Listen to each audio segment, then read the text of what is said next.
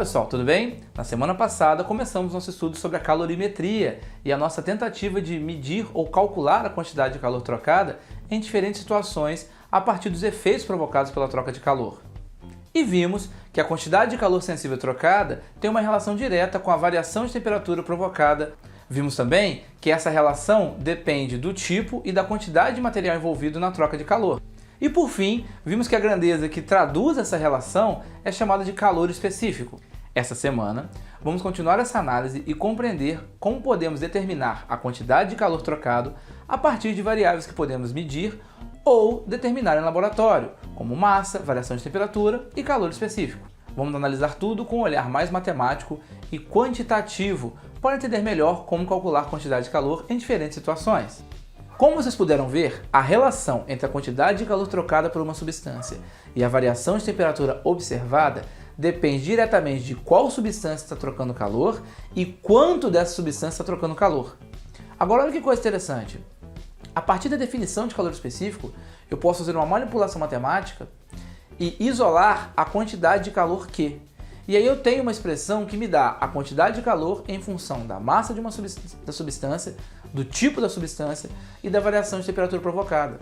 Essa expressão é chamada equação fundamental da calorimetria. E ela me permite relacionar diretamente para determinadas situações coisas que eu consigo medir com uma coisa que eu quero determinar, que é o calor. Dá uma olhada para essa equação. Q é igual a m vezes C vezes ΔT, ou, como muita gente usa para lembrar, que macete. A variação de temperatura ΔT eu consigo medir, basta eu ter um termômetro. O Czinho, que é o calor específico, eu consigo determinar para cada substância, basta eu ter um laboratório ou já ter uma tabela que me fornece os dados dessa substância. E o M, que é a massa, eu consigo medir com uma balança.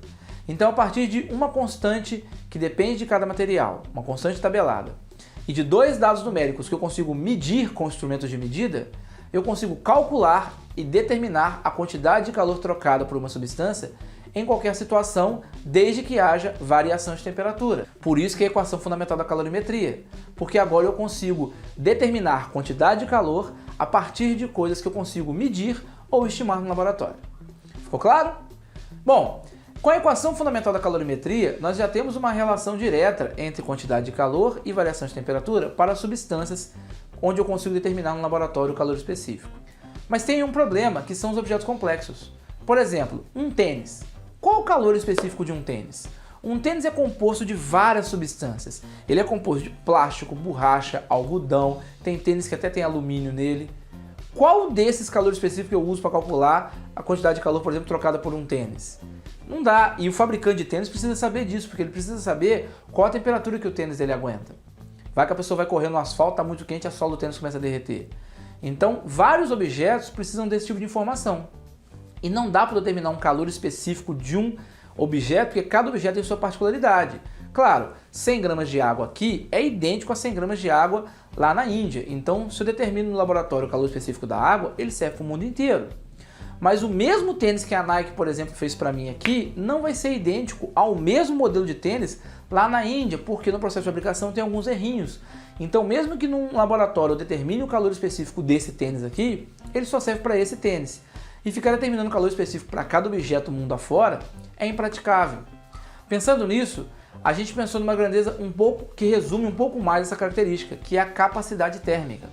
A capacidade térmica ela é muito útil quando você lida com objetos mais complexos, que tem várias substâncias compondo, porque aí você ignora a fração de massa e você define a capacidade térmica como sendo a quantidade de calor que uma substância tem que receber pela variação de temperatura provocada. E aí é muito mais fácil determinar no laboratório.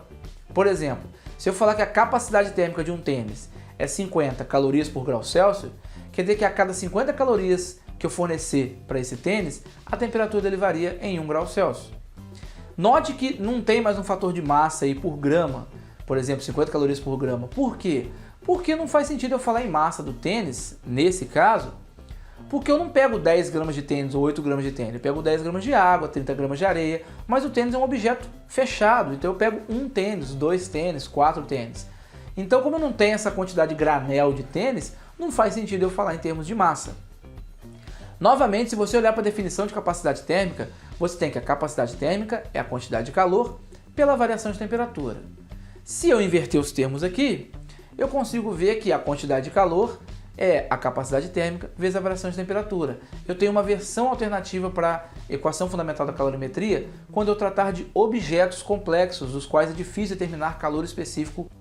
Comparando a primeira versão da equação fundamental da calorimetria com a segunda versão, você percebe que há uma relação direta entre calor específico e capacidade térmica. Basta igualar os dois termos e você vai ver que a capacidade térmica de uma substância qualquer é a massa vezes o calor específico.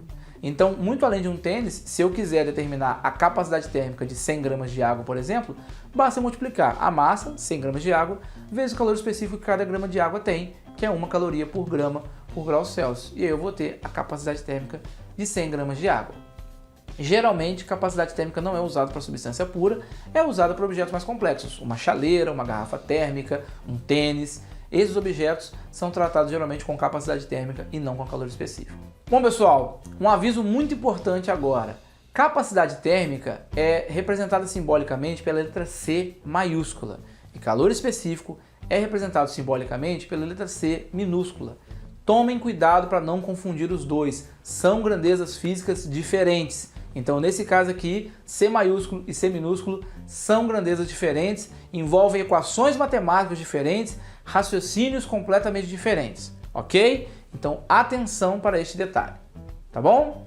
Para fixar melhor as ideias trabalhadas nessa aula, vamos realizar alguns problemas matemáticos práticos para que fique mais claro a aplicação desses assuntos na resolução de problemas. O primeiro problema que vamos resolver é o seguinte: uma placa metálica de 300 gramas sofre um acréscimo de 30 graus Celsius em sua temperatura quando absorve 900 calorias de calor. Encontre o calor específico desse material. Vamos então à resolução.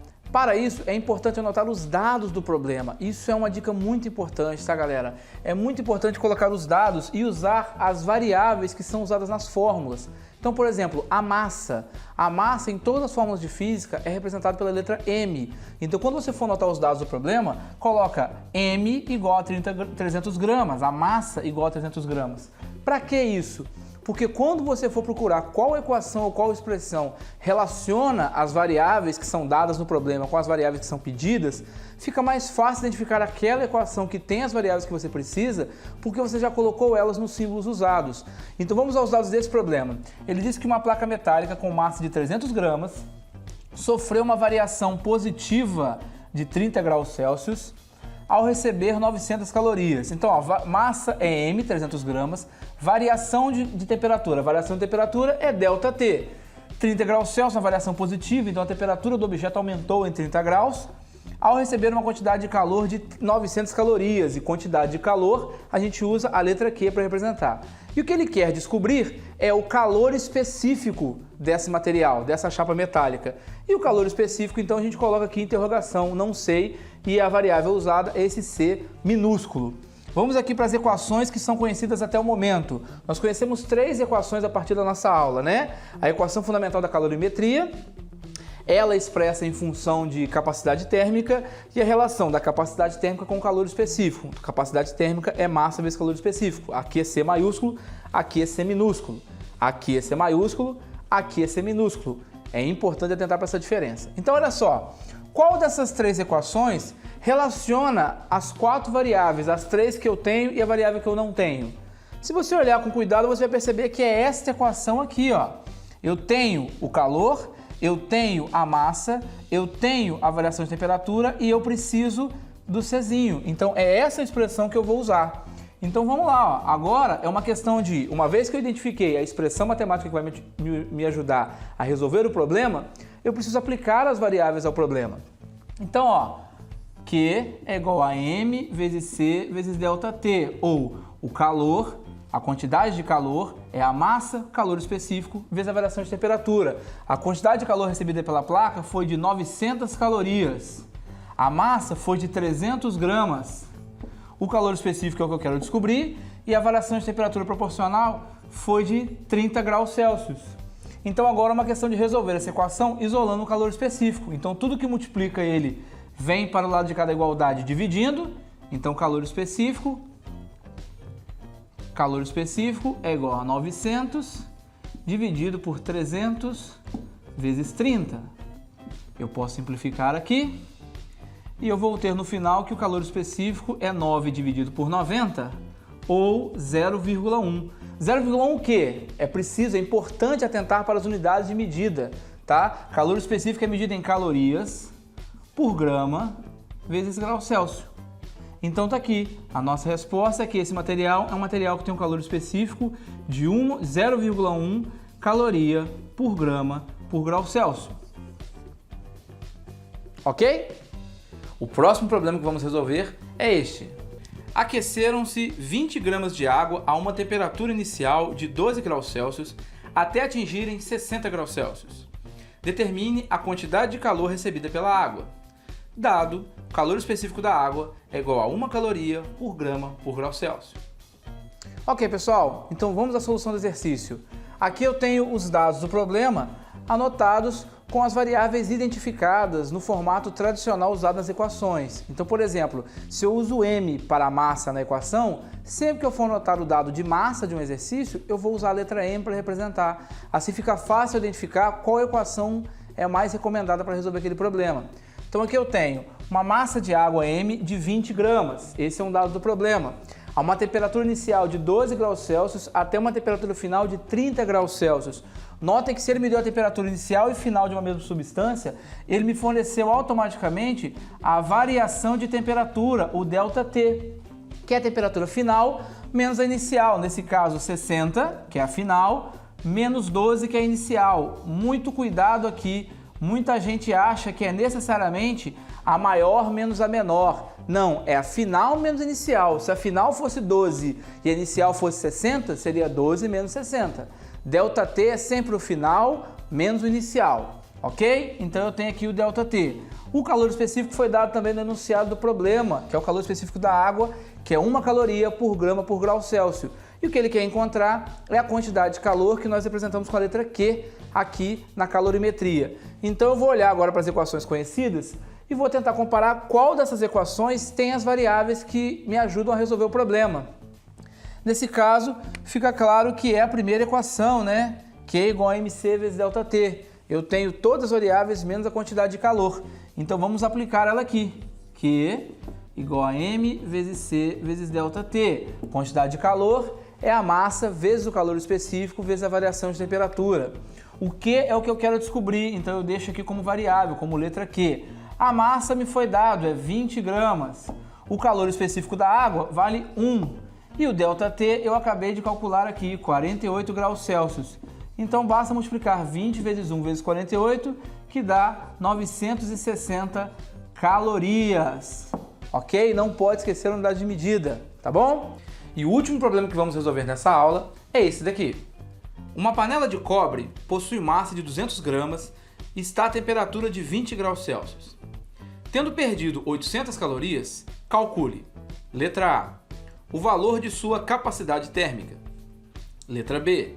A temperatura final da panela.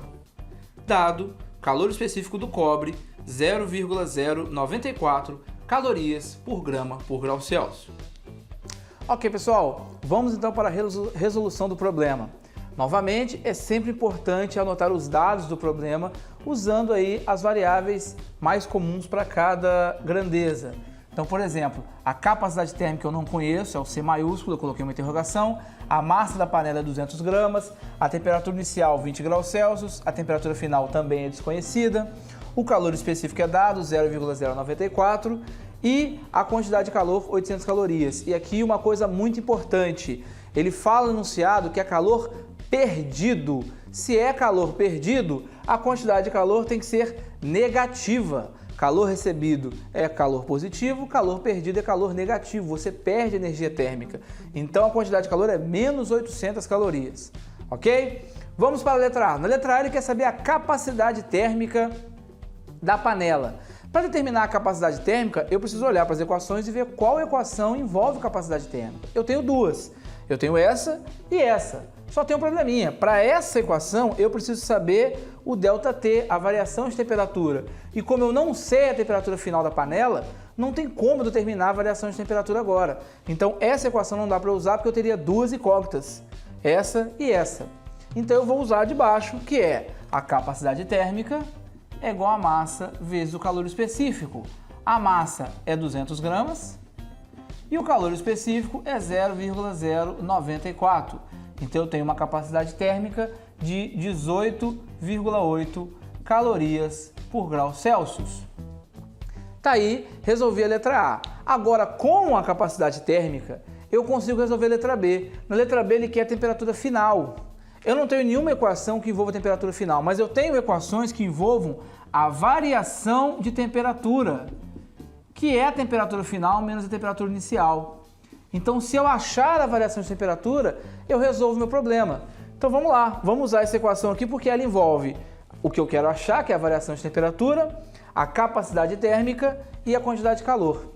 Então, vamos lá. A quantidade de calor é a capacidade térmica vezes a variação de temperatura. A quantidade de calor é menos 800. A capacidade térmica eu acabei de encontrar é 18,8. Passando 18,8 para cá dividindo, eu tenho que a variação de temperatura, menos 800 dividido por 18,8, dá menos 42,6 graus Celsius aproximadamente. Eu arredondei algumas coisas aqui nessa conta, tá bom? O valor é em torno de 42,55. Bom, agora que eu tenho a variação de temperatura, eu acho a temperatura final. Por quê? ΔT é a temperatura final menos a inicial. Então, menos 42,6 tem que ser igual a um T final desconhecido menos um T inicial de 20. Eu pego esse 20 negativo, transfiro ele para o outro lado da igualdade como positivo e eu vou achar que a temperatura final é menos 22,6 graus Celsius. Ficou bem fria essa panela aí, né? Ficou claro, pessoal? Bom, pessoal, por hoje é só. Vou ficando por aqui. Não se esqueçam de acessar o material de apoio, fazer as atividades de fixação.